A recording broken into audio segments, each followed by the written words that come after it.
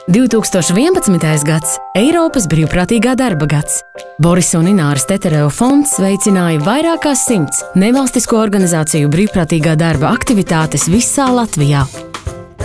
Mēs atrodamies Staicelē, bibliotekā, kur mūsu Staicels radošo sieviešu klubs palīdzēja jaunajām māmiņām izveidot stūrīti, kurā viņas var brīvi nākt ar saviem bērniņiem, darboties, lasīt jaunākās grāmatiņas, rotaļāties kopā ar saviem bērniem.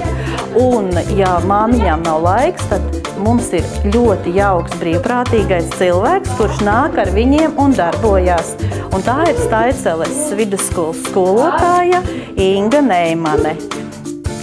Sākuma skolas skolotājs ir tas skolotājs, kas nedrīkst palikt vecs, nedrīkst palikt stīvs, nedrīkst palikt nekādā ziņā slinks.